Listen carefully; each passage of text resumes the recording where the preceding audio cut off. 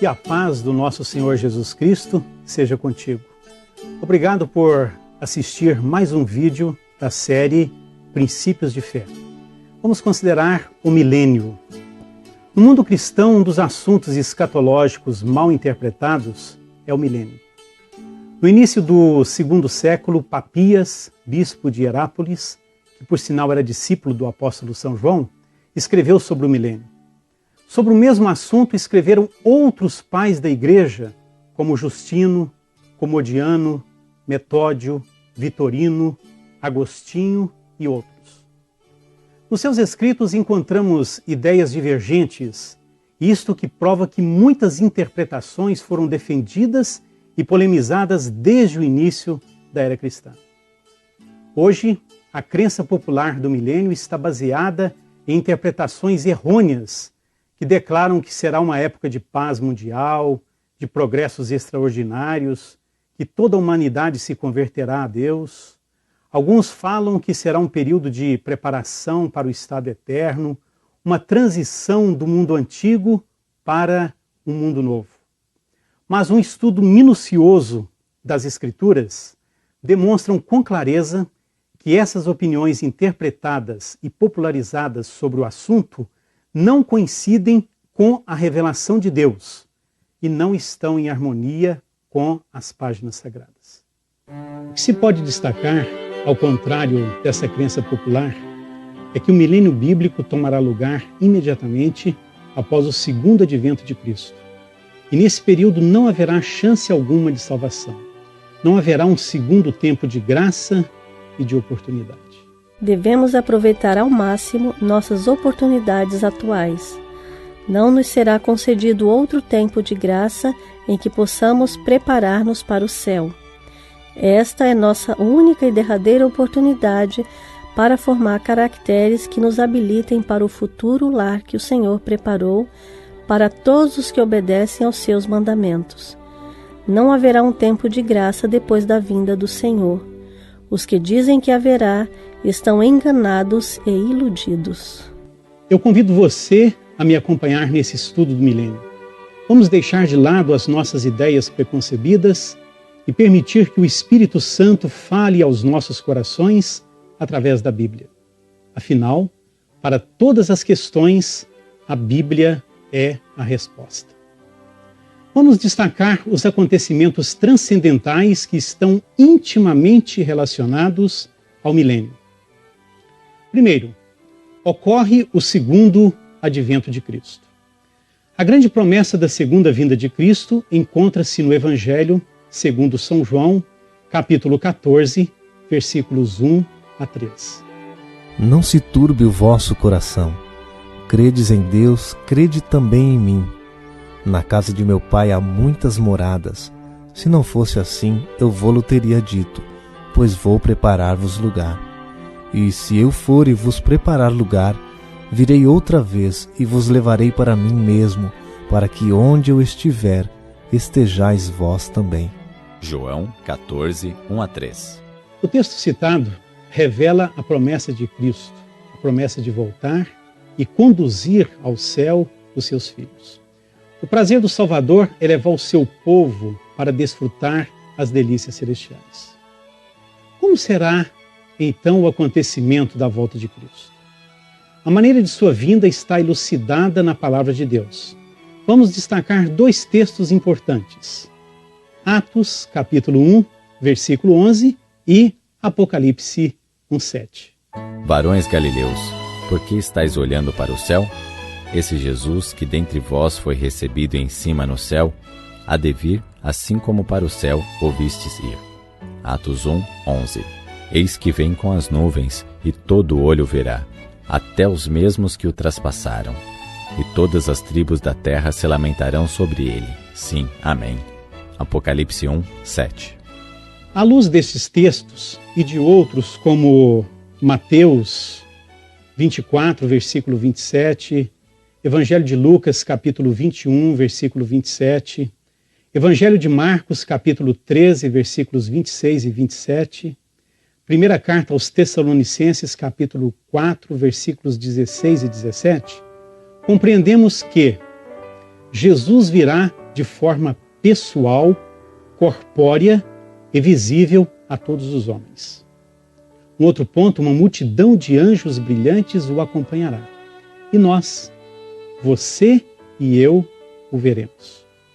O segundo grande acontecimento relacionado com o milênio é a ressurreição dos justos. Não quero, porém, irmãos, que sejais ignorantes acerca dos que já dormem, para que não vos entristeçais como os demais que não têm esperança. Porque se cremos que Jesus morreu e ressuscitou, assim também aos que em Jesus dormem, Deus os tornará a trazer com ele. Dizemo-vos, pois, isto pela palavra do Senhor, que nós, os que ficarmos vivos para a vinda do Senhor, não precederemos os que dormem. Porque o mesmo Senhor descerá do céu com alarido, e com voz de arcanjo, e com a trombeta de Deus, e os que morreram em Cristo ressuscitarão primeiro. 1 Tessalonicenses 4, 13 a 16. Na segunda vinda de Cristo, apenas os justos mortos ressuscitam. Por isso são considerados os bem-aventurados. Bem-aventurado e santo aquele que tem parte na primeira ressurreição. Sobre estes não tem poder a segunda morte, mas serão sacerdotes de Deus e de Cristo, e reinarão com ele 1000 anos. Apocalipse 20, 6. O terceiro grande acontecimento é a transformação dos santos vivos. Eis aqui vos digo um mistério. Na verdade, nem todos dormiremos, mas todos seremos transformados num momento, num abrir e fechar de olhos, ante a última trombeta.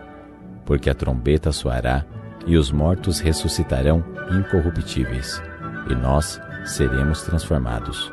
Porque convém que isto que é corruptível se revista da incorruptibilidade, e que isto que é mortal se revista da imortalidade. 1 Coríntios 15, 51 a 53. Na segunda vinda de Cristo, o Salvador encontra o mundo dividido em 2 grandes grupos: os justos vivos e também os ímpios. Os justos vivos são transformados. Eu pergunto, e os ímpios? O que acontece com os ímpios? Os ímpios morrerão na manifestação gloriosa de Jesus Cristo. Este é o quarto grande acontecimento relacionado com o milênio. Esse acontecimento marca então a morte de todos os ímpios. Quando se manifestar o Senhor Jesus desde o céu, com os anjos do seu poder, como labareda de fogo, tomando vingança dos que não conhecem a Deus e dos que não obedecem ao Evangelho de nosso Senhor Jesus Cristo, os quais, por castigo, padecerão eterna perdição, ante a face do Senhor e a glória do seu poder. 2 Tessalonicenses 1, 7 e 8. Nas palavras do profeta Isaías, também encontramos esta grande verdade. Acompanhe a leitura do texto. E ferirá a terra com a vara de sua boca, e com o sopro dos seus lábios matará o ímpio. Isaías 11, 4. Todos os ímpios que estiverem sobre a terra serão fulminados pelo esplendor da glória de Cristo. A manifestação de Jesus abrasará todos aqueles que desprezaram a sua misericórdia e o convite de sua salvação. Após a destruição dos ímpios, tem lugar o quinto grande acontecimento. Os santos são arrebatados. O Senhor Jesus arrebatará os justos para o maior encontro da história, o encontro do Salvador com todos os santos redimidos. Depois nós, os que ficarmos vivos, seremos arrebatados juntamente com eles nas nuvens, a encontrar o Senhor nos ares, e assim estaremos sempre com o Senhor. 1 Tessalonicenses 4, 17. Após esses sucessivos acontecimentos, tem lugar o início do milênio com a prisão de Satanás. Os justos estarão com o Senhor Jesus Cristo no céu, e todos os ímpios mortos sobre a superfície da terra. O início do milênio com a prisão de Satanás está revelado no livro de Apocalipse, capítulo 20, versículos 1 a 3. E vi descer do céu um anjo que tinha a chave do abismo e uma grande cadeia na sua mão. Ele prendeu o dragão, a antiga serpente, que é o diabo e Satanás, e amarrou-o por 1000 anos. E lançou-o no abismo, e ali o encerrou, e pôs selo sobre ele, para que mais não engane as nações, até que os 1000 anos se acabem, e depois importa que seja solto por um pouco de tempo. Apocalipse 20, 1-3. Você acompanhou na leitura bíblica que um poderoso anjo desce do céu com uma missão. A autoridade desse anjo é aprisionar Satanás. O anjo vem à terra com a missão de prender o arqui-inimigo.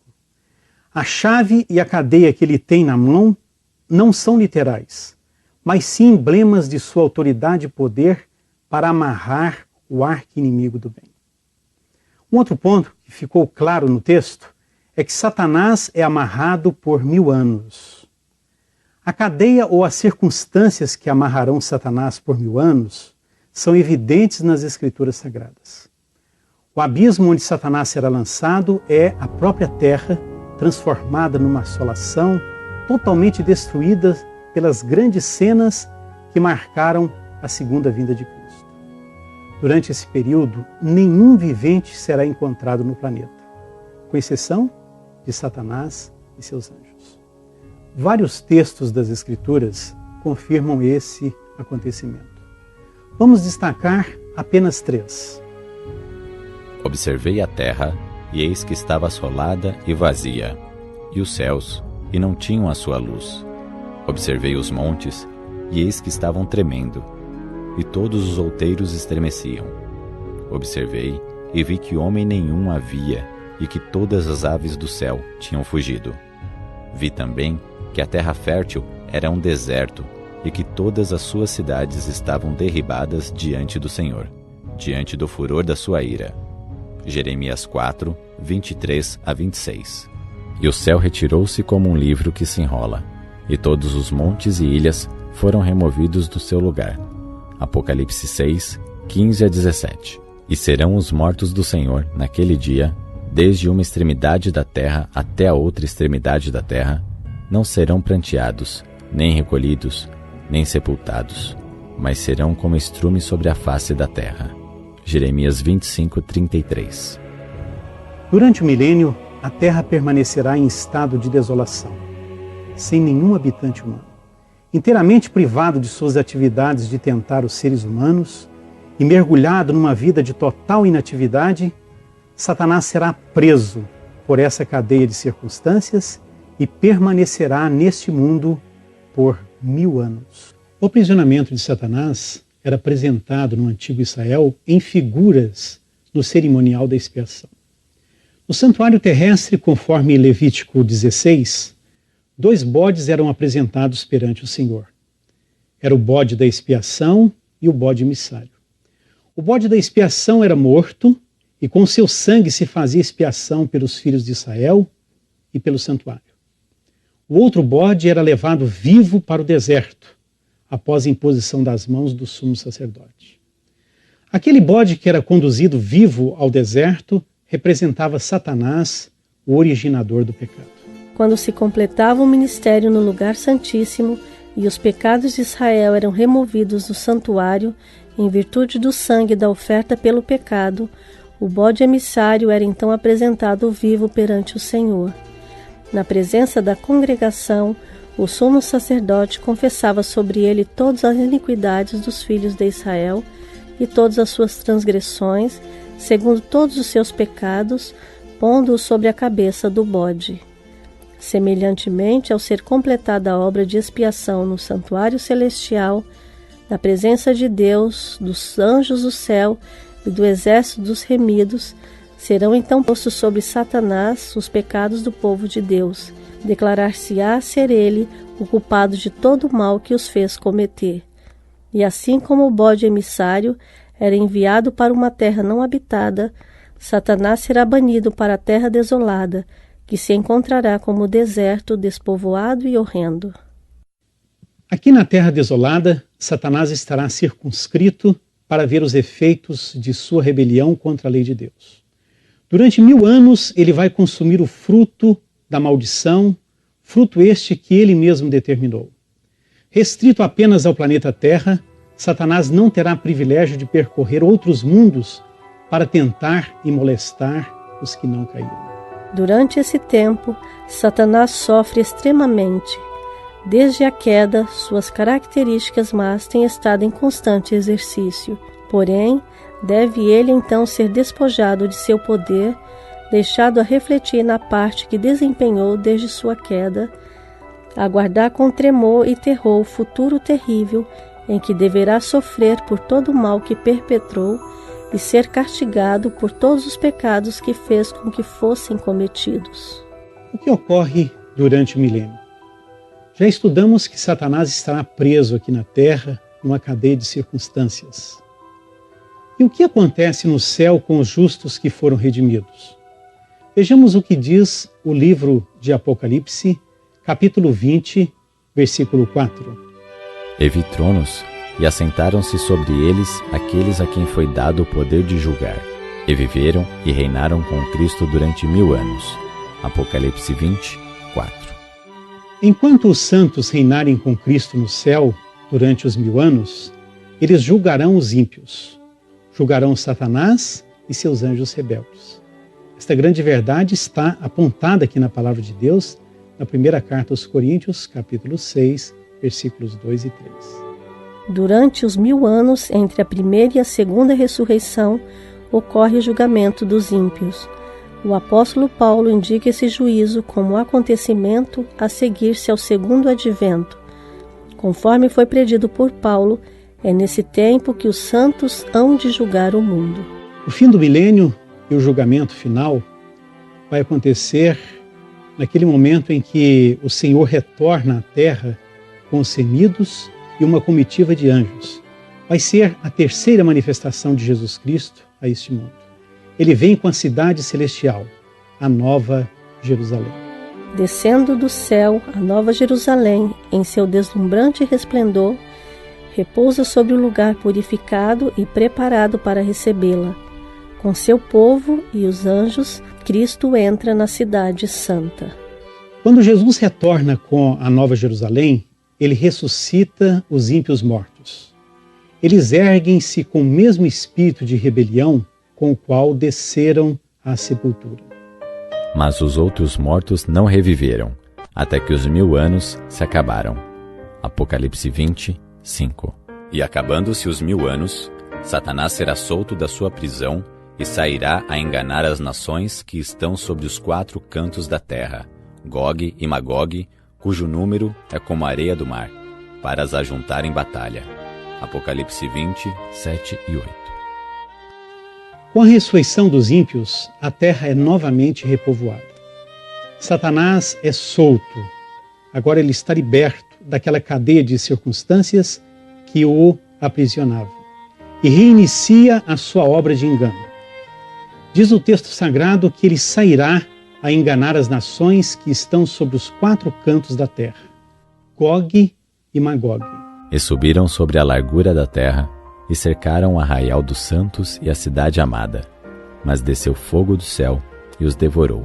Apocalipse 20, 9. Tendo sido solto de sua prisão e ainda pretendendo ser o dono legítimo deste mundo, Satanás propõe a seus seguidores tomar posse da cidade celestial. E assim homens e demônios marcham contra a cidade. Então de Deus desce fogo sobre os seus inimigos e os consomem, sem deixar raiz nem ramo. Sofrem a pena do fogo eterno, a execução do juízo de Deus. O Senhor derrama o fogo que consome a última partícula do pecado e de tudo que está identificado com ele.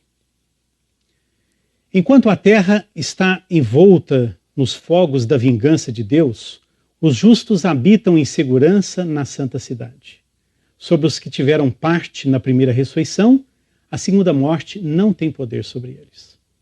Ao mesmo tempo em que Deus é para os ímpios um fogo consumidor, é para o seu povo, tanto sol como escudo.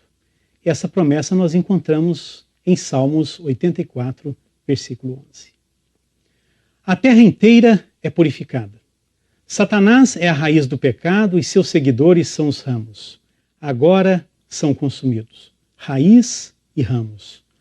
Morrem morte eterna e jamais ressuscitarão. Deus terá então um universo puro, perfeito, sem a mancha do pecado.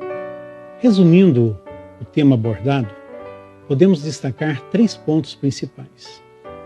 Primeiro, os acontecimentos que precedem o milênio. Segundo, os acontecimentos durante o milênio. E terceiro, acontecimentos que marcam o fim do milênio. Acompanhe no gráfico os principais acontecimentos que precedem o milênio. Primeiro, a segunda vinda de Cristo. Segundo, a ressurreição dos justos. Terceiro, a morte dos ímpios. Quarto, a ascensão dos santos. Quinto, a desolação total do planeta. Veremos no gráfico a seguir os acontecimentos durante o milênio. Primeiro, o aprisionamento de Satanás por 1000 anos. Segundo, os santos no céu. Terceiro, os ímpios mortos na terra. Quarto, o julgamento dos ímpios e de Satanás. No próximo gráfico, veremos os acontecimentos que marcam o fim do milênio. A descida da Nova Jerusalém com Cristo. Segundo, a ressurreição dos ímpios. Terceiro, a libertação temporária de Satanás. Quarto, a fase final do juízo de Deus. Quinto, a destruição dos ímpios e de Satanás. E sexto, a purificação da terra. Naquele grandioso dia, todos estaremos presentes. Haverá alegria eterna para os vencedores e tristeza eterna para os perdidos. No último encontro da humanidade, milhões e milhões de pessoas estarão separadas de Deus. E isto será muito triste para os que ouviram e não aceitaram o convite da graça salvadora. Não se esqueça, você é um convidado especial de Deus para estar entre os santos vivos e totalmente livre de Satanás e seus seguidores. O Senhor deseja que você faça parte da sociedade celestial. Que Deus te ajude e faça de você um vencedor. Amém.